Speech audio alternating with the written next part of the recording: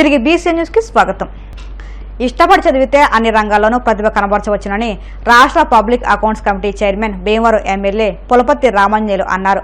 JEE mains 2025 ఫలితాల్లో జాతీయ స్థాయిలో ప్రతిభ చాటిన భీమవరం తిరుమల విద్యాసంస్థల విద్యార్థులను ఎమ్మెల్యే అంజిబాబు శనివారం ఆయన క్యాంప్ కార్యాలయంలో అభినందించారు. ఎమ్మెల్యే అంజిబాబు మాట్లాడుతూ ఆల్ ఇండియాలో 1000 లోపు ర్యాంకులు 7 విద్యార్థులు, 2000 లోపు 12 మంది, 5000 లోపు 20 మంది, 10,000 లోపు 46 మంది, 15,000 లోపు 71 మంది విద్యార్థులు ర్యాంకులు సాధించడం మన జిల్లాకే గర్వకారణమన్నారు. విద్యాసంస్థల డైరెక్టర్ ఎస్ సాయిరాజు మాట్లాడుతూ జేఈఈ మెయిన్స్లో తమ విద్యార్థులు విశేష ప్రతిభ కనబరిచారని, 120 మంది విద్యార్థులు 35,000 లోపు ర్యాంకులు సాధించారని, డి సుశాంత్ 276వ ర్యాంకు, పిఎస్ వర్మ 337వ ర్యాంకు సాధించారని తెలిపారు. ప్రతిభ చాటిన విద్యార్థులను ఎమ్మెల్యే అంజిబాబు అభినందించారు. విద్యారంగంలో ఎంతో వ్యాప్తి చెందుతుంది. దానిలో భాగంగా తిరుమల వారు జేఈఈ మెయిన్స్లో జాతీయ స్థాయిలో 9 మందికి 1000కి 1000 మార్కులు సంపాదించడం జరిగింది. వారందరికీ కూడా మనస్ఫూర్తిగా అభినందనలు తెలియజేస్తున్నాను. జాతీయ స్థాయిలో 9 మందికి అవార్డు రావటం అంటే అది మామూలు విషయం కాదు. వారందరికీ, వారి కుటుంబ సభ్యులకి, యాజమాన్యానికి, తిరుమల యాజమాన్యానికి మనస్ఫూర్తిగా అభినందనలు తెలియజేస్తున్నాను. అలాగే 10th క్లాసులో 100% రిజల్ట్స్ తిరుమల స్కూల్ వారు సాధించినందుకు వారికి మనస్ఫూర్తిగా అభినందనలు తెలియజేస్తున్నాం. ఈరోజు ఎమ్మెల్యే గారు భీమవరం శాసనసభ్యులు పులపర్తి రామాంజనేయులు గారి సమక్షంలో ఈ తిరుమల జేఈఈ మెయిన్స్ ర్యాంకులను సాధించిన మా విద్యార్థులను అభినందించడం దీని ఒక అదృష్టంగా భావిస్తున్నాం. ఎందుకంటే స్థానికంగా ఈ భీమవరంలో తిరుమలకి విద్యా సంస్థలకి ఎంతో సహకారం అందిస్తూ ఆ పిల్లలకి ఎంకరేజ్ చేస్తూ ఎమ్మెల్యే గారు ఎప్పటికప్పుడు చక్కగా ప్రతి సంవత్సరం కూడా మమ్మల్ని ఎంకరేజ్ చేస్తూ, అలాగే స్టాఫ్ని, అలాగే మేనేజ్మెంట్ని ఇంకా బాగా చేయండి, జాతీయ స్థాయిలో మీరు తీసుకొస్తున్న ర్యాంకులు భీమవరానికే గర్వకారణము. అంటే ఒక ఐఐటి, ఎన్ఐటీల్లో సీట్లు సాధించడం అనేది హైదరాబాదు, విజయవాడ ప్రాంతాలు, అలాగే పెద్ద పెద్ద సిటీల్లోనే సాధ్యమవుతుంది. మన భీమవరంలో జాతీయ స్థాయిలో అంటే ఐఐటి చెన్నై, ఐఐటి బొంబాయి, అలాగే ఐఐటి ఖరగ్పూర్, కాన్పూర్ వంటి ప్రతిష్టాత్మకమైన జాతీయ విద్యా సంస్థల్లో అంటే ప్రపంచ స్థాయిలోనే ఎంతో ఉన్నతమైన పేరున్న విద్యా సంస్థలు మన భీమవరం నుంచి సాధించడం, తిరుమల విద్యా సంస్థల తరపున ఇలాంటి ర్యాంకులు సాధించడం ప్రధానమైన కారణం ఏంటంటే మా దగ్గరున్న ఈ మేనేజ్మెంటు ప్రణాళిక, అలాగే అంకితభావంతో పనిచేస్తున్న అధ్యాపకులు, అలాగే ఒత్తిడి లేకుండా విద్యార్థులను చదివించడము, అలాగే చక్కగా ప్రశాంతమైన వాతావరణంలో క్యాంపస్ ఉండటము, వీటన్నిటికీ ప్రధానమైన కారణము. అలాగే ఈరోజు మాకెంతో ఎనర్జీని ఇచ్చింది. ఈరోజు ఎమ్మెల్యే గారిని మమ్మల్ని మేనేజ్మెంట్ని, పిల్లల్ని పిలిచి చక్కగా ఈ ర్యాంకులు తీసుకొస్తున్న విద్యార్థులను, వాళ్ళ తల్లిదండ్రులను అభినందించడం మనం భీమవరం పట్టణంలో చాలా అభినందన విషయం ఇది. అలాగే ఈ ఫలితాలకు సహకరించిన అలాగే రంగసాయి గారికి కానీ, ఎమ్మెల్యే గారికి, అలాగే మిగతా ఈ పుర ప్రముఖులందరికీ కూడా ఎంతో మాకు సహకరిస్తున్న ఈ పట్టణ ప్రముఖులందరికీ కూడా చాలా కృతజ్ఞతలు తెలియజేసుకుంటున్నాం. అలాగే మరింత బాధ్యతగా ఇంకా బాధ్యతగా వ్యవహరించి ఇంకా మేము కష్టపడి పనిచేసి ఇంకా భీమవరం పట్టణంలో చాలామంది మంచి పిల్లలు ఉన్నారు. వాళ్ళందరూ సుదూర ప్రాంతాలకు వెళ్లకుండా, విజయవాడ, హైదరాబాద్ వంటి ప్రాంతాలకు వెళ్లకుండా ఇక్కడ ఉండే చక్కగా ఇంటి దగ్గర ఉండే చక్కగా చదువుకునే పిల్లలు ఇంకా బాధ్యతగా వ్యవహరిస్తామని ఎమ్మెల్యే గారికి హామీ ఇస్తూ సెలవు తీసుకుంటున్నాను. అత్యంత ప్రతిష్టాత్మకమైన 10వ తరగతి, అలాగే ఇంటర్మీడియట్, అదేవిధంగా మరి ముఖ్యంగా జేఈఈ మెయిన్స్ మరి వాళ్ళ తిరుమల విద్యా సంస్థల్లో భీమవరంలో జేఈఈ మెయిన్స్లో 90 జాతీయ స్థాయిలో వచ్చారు. జాతీయ స్థాయిలో రావడం అంటే చాలా గొప్ప విషయం. తిరుమల యాజమాన్యం వారు చాలా తీవ్రంగా కృషి చేశారు. విద్యార్థుల తల్లిదండ్రులు కూడా మరి 1000 లోపు వచ్చినటువంటి ర్యాంకులకి అందరూ కూడా అభినందిస్తూ మరి స్థానిక శాసనసభ్యులు పులపర్తి రామాంజనేయులు గారు ఈ ప్రాంతాల్లో విద్యా వ్యాప్తికి ఎంతో కృషి చేశారు. అలాగే ముఖ్యమంత్రి చంద్రబాబు నాయుడు గారు, అలాగే విద్యాశాఖ మంత్రి లోకేష్ గారు చేసిన విద్యా విధానాల వల్ల పర్సంటేజ్ బాగా పెరిగిందని తెలియజేసి అధిక లాభాల ఆశ చూపి సుమారు 12 కోట్ల రూపాయలకు కుచ్చుటోపి పెట్టిన ఘటన కడపలో చోటు చేసుకుంది. కడపకు చెందిన పాపిరెడ్డి సోమశేఖర్ రెడ్డి చేతిలో 35 కుటుంబాలు మోసపోయాయని, ఇచ్చిన డబ్బుకు తిరిగి అడిగితే బెదిరిస్తున్నారని బాధితులు లబోదిబోమంటున్నారు. మంత్రి నారా లోకేష్, హోంమంత్రి అనిత తమకు న్యాయం చేయాలని బాధితులు కోరుతున్నారు.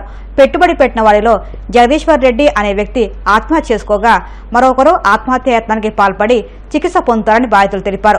తమకు న్యాయం జరగకపోతే ఆత్మహత్య గతి అంటూ ఆవేదన వ్యక్తం చేశారు.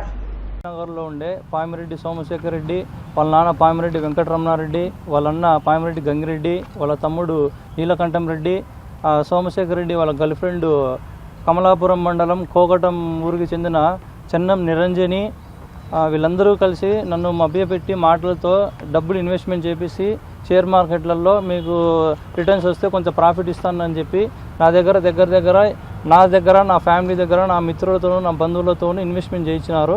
8.5 కోటి వరకు నేను వాళ్ళకు డబ్బులు ఇవ్వడం జరిగింది. ఆన్లైన్ ట్రాన్స్ఫర్ 4.5 కోటి వరకు చేశాము.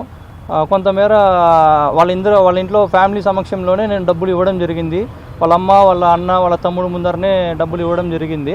ఆ తర్వాత నేను డబ్బులు రిటర్న్ అడగగా మేము ఇవ్వము, మీ బుద్ధి పుట్టింది చేసుకో, నువ్వు చచ్చిపోరా లేకపోతే మేమే చంపేస్తామని మమ్మల్ని భయభ్రాంతులకు గురి చేసినారు. ఇందులో నా స్నేహితుడు విష్ణువర్ధన్ కూడా కొంత ఇవ్వడం జరిగింది. అతనికి కూడా ఒత్తిడి ఎక్కువైపోయి మేమిద్దరం సూసైడ్ అటెంప్ట్ చేసుకున్నాము. వాళ్ళ ప్రెజర్ తట్టుకోలేక, వీళ్ళ ప్రెజర్ తట్టుకోలేక వీళ్ళే చంపేస్తారేమో మమ్మల్ని అని చెప్పి మేమే భయపడి సూసైడ్ అటెంప్ట్ చేసుకున్నాము. దురదృష్టవశాత్తు నా మిత్రుడు చనిపోవడం జరిగింది. నేను చాలా రోజులు హాస్పిటల్లో ఉండి ఇప్పుడే రికవరీ బయటకు వచ్చాను. దీనికి ఎస్పీ గారికి కూడా విన్నవించుకున్నాను మా బాధ అంతా. 30 కుటుంబాల దగ్గర ఈరోజు రోడ్లో పడిన పరిస్థితి ఏర్పడింది మాకు. దయచేసి ఎస్పీ గారికి కానీ, నారా లోకేష్ గారికి కానీ, సిఐ గారికి కానీ దీనికి తగిన న్యాయం చేసి వాళ్ళని కఠినంగా శిక్షించాలని కోరుకుంటున్నాం. నా పేరు రాజ్యలక్ష్మి. జగదీశ్వర్ రెడ్డి మా తమ్ముడు అండి. ఈ అబ్బాయి సోమశేఖర్ రెడ్డి అనే అబ్బాయికి చాలా కోట్లలో డబ్బులు వాడిని మభ్యపెట్టాడో, ఎట్లా మోసం చేశాడో మాకు ఏ విషయం తెలియకుండా మోసం చేసి మా ఆస్తులన్నీ తాకట్టు పెట్టేసి, మా బంగారు కూడా తాకట్టు పెట్టేసి ఇచ్చాడనమాట. ఈరోజు వాళ్ళు మాకు డబ్బులు ఇవ్వమని ఈ పిల్లోడు ఎంత అడిగినా కూడా, మీకు కావాలంటే వాట్సాప్లో మెసేజ్లు కూడా ఉన్నాయి, మీరు ఇవ్వకపోతే నేను ఇంకా సూసైడ్ చేసుకోవాలనేసి వాళ్ళకి రాసి పెట్టినా కూడా వాళ్ళకి కొంచెం కూడా కనికరం లేదు అసలు లేకుండా ఈ పిల్లోడు సూసైడ్ చేసుకొని కర్నూలులో ఐసీయూలో ఉన్నాడు. సుమారుగా 1 నెల రోజుల పైనే ఉన్నాడు ఐసీయూలో. అలానే ఇప్పుడు వచ్చారు, వాళ్ళని అడుగుతున్నా కానీ వాళ్ళు ఏం పలకడం లేదు. అసలు మాకు ఎస్పీ గారు న్యాయం చేయాలి, ఎమ్మెల్యే గారు కూడా దీనికి స్పందించి తగిన న్యాయం చేయాలని మేము కోరుకుంటున్నాం. ఇప్పుడు అలాగే ఈ పిల్లోడు ఇప్పుడు అందరి దగ్గర తెచ్చిచ్చినాడు, నమ్మి మోసపోయినాడు. వాళ్ళు మమ్మల్ని ఎక్కువ ఒత్తిడి చేస్తూ ఉన్నారు. ఇట్లా తీసుకున్న వాళ్ళ దగ్గర ఒత్తిడి ఎక్కువ అవుతూ ఉంది. మా డబ్బులు, మా ఆస్తులు అన్నీ ఇప్పుడు తాకట్టు పెట్టేసుకున్నాము. రియల్ ఎస్టేట్ మీద పెట్టిన డబ్బులంతా ఈ పిల్లోడి దగ్గర పెట్టినాం మేము. ఈ పిల్లోడి దగ్గర నుంచి ఆ సోమశేఖర్ రెడ్డి అనే వ్యక్తి మోసం చేసి మొత్తం తీసుకొని పోయినాడు డబ్బులు. ఇప్పుడు అన్ని కుటుంబాలు రోడ్డున పడే పరిస్థితి ఉంది. మాకు దీనికి మీరు న్యాయం చేసి, పోలీస్ స్టేషన్లో ఎఫ్ఐఆర్ ఫైల్ అయింది, కానీ దాని గురించి మీరు ఏమన్నా సిఐ గారు మీరు కొంచెం కేసు స్పీడప్ చేయాలని మేము కోరుకుంటున్నాం సార్. హోంమంత్రి అనిత గారికి కూడా మేము రిక్వెస్ట్ చేసుకున్నాం. ఈరోజు మా ఊర్లోనే ఇక్కడే 36 మంది కుటుంబాలు రోడ్డున పడతాయి. ఈరోజు మీరు దీనికి న్యాయం చేయకపోతే గన. మలేరియా నియంత్రణ మనందరి బాధ్యత అని ప్రకాశం జిల్లా కలెక్టర్ తమీం అన్సారియా పేర్కొన్నారు.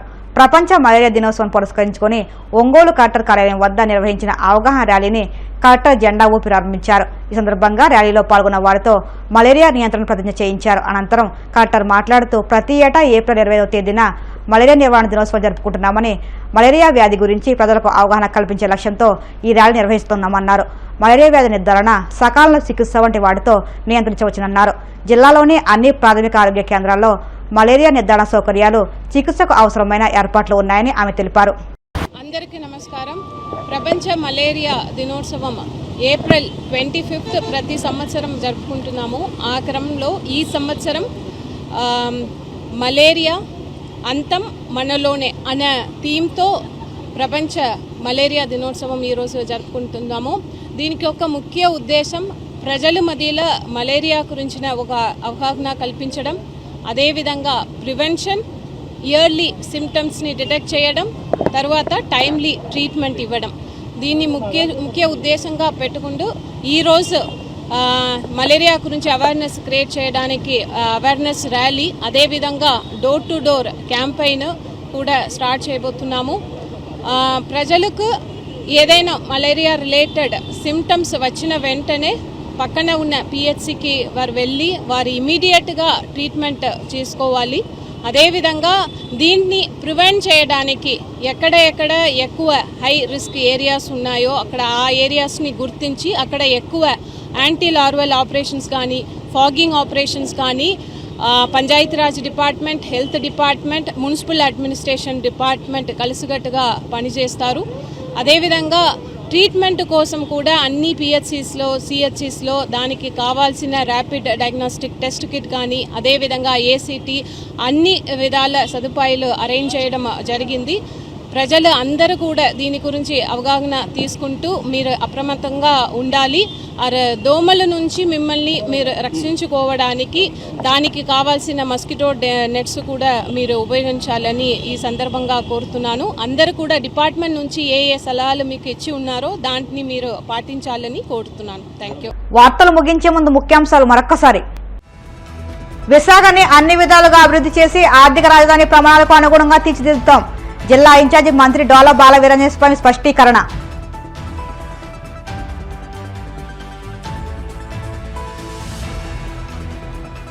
అనకాపల్లి జిల్లా అభివృద్ధి సమన్వయ మానిటరింగ్ కమిటీ సమీక్షా సమావేశం. వివిధ అభివృద్ధి అంశాలపై చర్చించిన పలువురు ప్రజాప్రతినిధులు.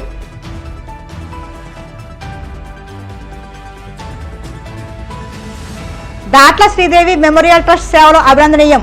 శాసనసభ ఉపసభాపతి రఘురామకృష్ణరాజు.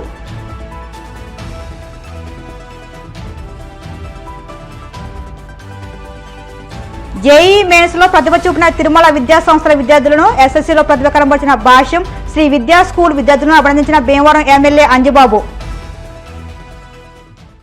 ఈ వార్తలు ఇంతటితో సమాప్తం. మరిన్ని వార్తల కోసం BCN digital YouTube channel, Facebook పేజీని ఫాలో అవ్వండి. అప్డేట్ వార్తల కోసం ప్లీజ్ సబ్స్క్రైబ్.